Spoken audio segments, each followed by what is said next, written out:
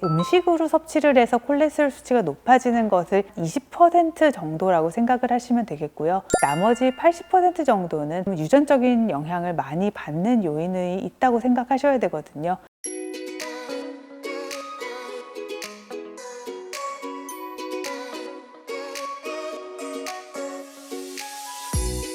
안녕하세요. 건강지킴이 건강수사반장 전지혜입니다.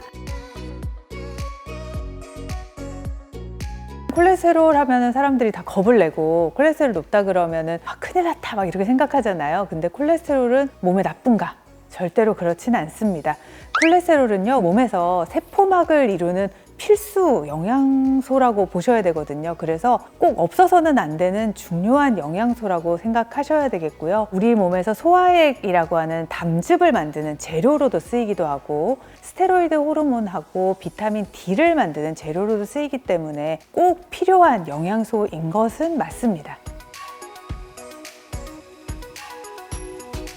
우리 몸에서 필요한 양을 넘어섰을 때 문제가 되기 때문이에요. 콜레스테롤은 여러 가지 종류가 있거든요. 그래서 국가검진 받아보시면 이게 콜레스테롤 성분이 여러 가지 종류로 나와서 좋은 콜레스테롤, 그리고 HDL, 흔히 알고 있는 몸에 좋은 콜레스테롤, 그리고 중성지방, LDL 콜레스테롤, 이렇게 4가지 성분으로 수치를 딱딱딱딱 나눠서 결과값을 주게 되거든요. 그래서 이 수치 중에서 우리 몸에서 필요한 어떤 일정 성분값보다 그 수치가 높아졌을 때 문제가 되는 값들이 있어요. 그래서 그 값들이 높아졌을 때 우리 몸에서 병을 만들 수 있기 때문에 문제가 된다라고 생각하시면 되겠습니다. 몸에 좋은 콜레스테롤이라고 하는 HDL 콜레스테롤은요, 우리 몸에서 콜레스테롤을 이렇게 제거를 해서 동맥경화를 예방하는 효과가 있기 때문에 좋은 콜레스테롤이라고 하거든요. LDL 콜레스테롤이라고 하는 이 나쁜 콜레스테롤은 이 수치가 굉장히 높아졌을 때는 텔레비전 같은 데 보시면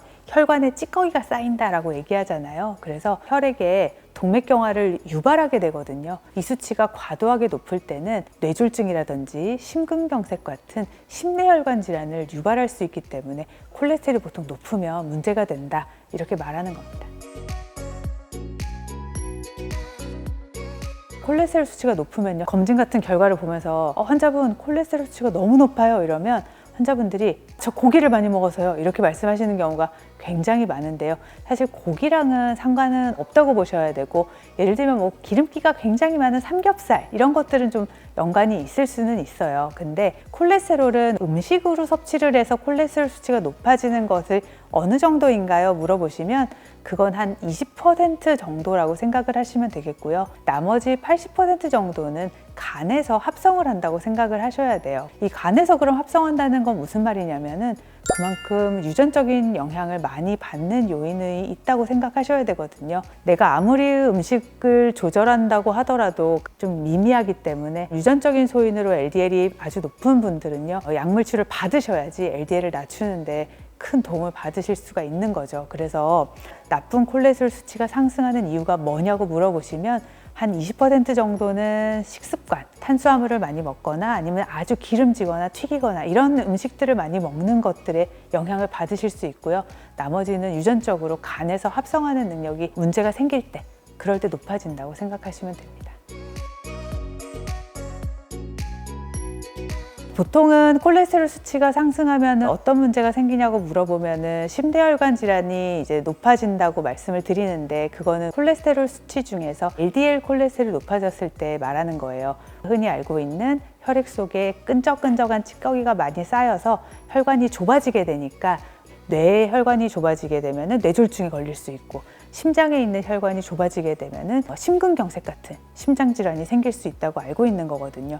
근데 유전적으로요, 중성지방 수치가 굉장히 높은 가족성 고콜레스테롤 혈증을 이제 앓고 계신 분들은, 즉 중성지방이 굉장히 높은 경우에는요, 인대에 그런 콜레스테롤이 쌓여서 생기게 되는 건황색종이 발생을 하기도 합니다.